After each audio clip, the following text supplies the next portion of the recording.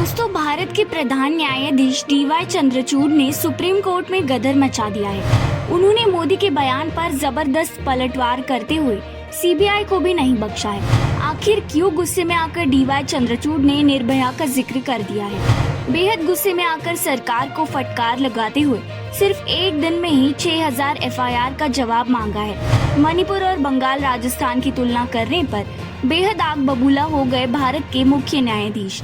मणिपुर मामले में supreme court ने जबरदस्त एंट्री मारी है। मणिपुर पर चल रहे हैं पहले से भारी बवाल के बीच अब जस्टिस चंद्रचूड़ ने भी अपना भौकाल मचा दिया है। CBI से लेकर प्रधानमंत्री किसी को भी DY चंद्रचूड़ ने नहीं बख्शा।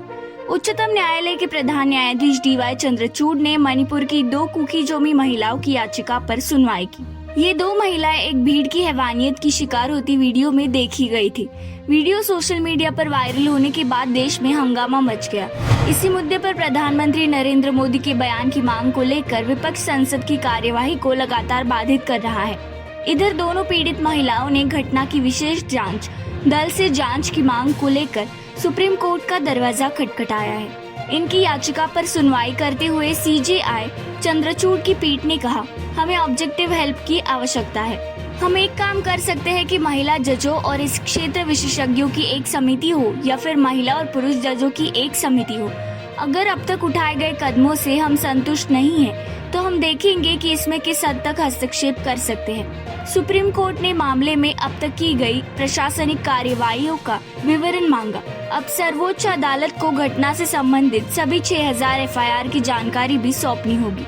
अदालत ने कहा, हमें 6000 FIR को अलग अलग करके परखने की जरूरत है कि कितनी 0 FIR हुई है, कितनी गिरफ्तारियां हुई है, कितने आरोपी न्यायिक हिरासत में हैं, 156(3) के तहत कितने बयान दर्ज किए गए हैं और कानूनी सहायता कैसे दी जा रही है। सरकार की तरफ से पक्ष रखते हुए attorney general R Venkataramani और सॉलिसिटर जनरल तुषार मेहता ने सारे डिटेल देने के लिए ज्यादा वक्त देने की मांग की, लेकिन अदालत ने इनकार कर दिया। उन्होंने कहा, हम और समय नहीं दे सकते, देर हुई तो सभी सबूत गायब हो जाएंगे। इम्फाल में कार को धो देने की घटना को ही ले ले, मैंने भी इसके बारे में पढ़ा। पीठ ने पूछा कि कौन बयान देगा कि वहाँ क्या हुआ। इस पर सॉलिसिटर ने कहा कि इतना कम समय में इतने कागजात जुटाना संभव नहीं है। तब सुप्रीम कोर्ट ने कहा कि FIR का रिकॉर्ड तो ऑनलाइन रखा जाता है। इसी बहसबाजी के बाद जस्टिस चंद्रचूड़ अचानक भड़क गए और उन्होंने ताबड़तोड़ बयान देने शुरू किए। जरा गौर से सुनिए कि उन्होंने क्या क्या कहा। उन्होंने कहा कि इन 3 महिलाओं का वीडियो यौन उत्पीड़न का एकमात्र उदाहरण नहीं है, बल्कि ऐसी कई घटनाएं हुई है और ये उनसे अलग घटना नहीं है। मुख्य न्यायाधीश ने आगे कहा कि हम ये सुनिश्चित करेंगे कि इन 3 महिलाओं के साथ न्याय हो, लेकिन हमें मणिपुर में महिलाओं के खिलाफ हिंसा के व्यापक मुद्दे को भी देखना होगा। हमें ये सुनिश्चित करना है कि जिन मामलों में शिकायतें दर्ज की गई है, उन सभी मामलों में कार्रवाई की गई है।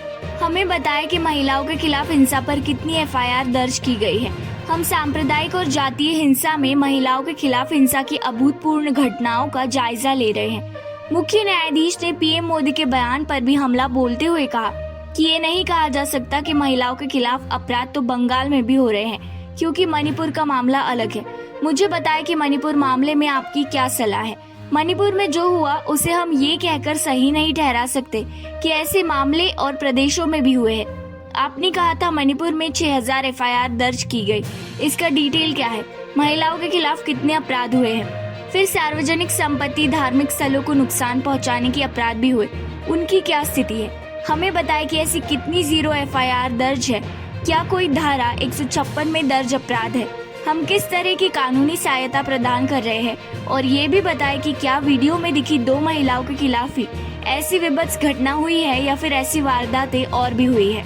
चीफ जस्टिस चंद्रचूड़ ने आगे कहा कि सभी तथ्य मीडिया में है। अजीब बात है कि मणिपुर सरकार के पास ये तथ्य नहीं है, लेकिन अगर तथ्य आंशिक रूप से सच है, हम मिली भगत की बात नहीं कर रहे हैं, लेकिन अगर उन्हें पुलिस द्वारा भीड़ को सौंप दिया गया या निर्भया जैसा नहीं है, वो भी भयानक था। लेकिन यहाँ एक अलग स्थिति नहीं है। यह सांप्रदायिक और जातीय हिंसा प्रभावित क्षेत्र में ऐसी घटनाओं का एक पैटर्न है। CJI ने CBI से जांच कराने को लेकर संदेह प्रकट की और कहा कि पीड़ितों को वहां पर न्याय मिलना मुश्किल है। उन्होंने बयान देते हुए कहा कि हमने ये सुनिश्चित किया है कि इसे केवल SIT या CBI को सौंपना पर्याप्त नहीं होगा।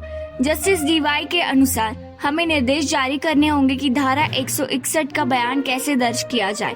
एक कैंप में रह रही 19 वर्षीय जिसने पिता और भाई को खो दिया है, वो अपना बयान दर्ज करने के लिए कहा जाएगी। न्याय को उसके दरवाजे तक पहुंचना होगा। दोस्तों, इस वीडियो पर आप अपनी राय नीचे कमेंट में लिखें।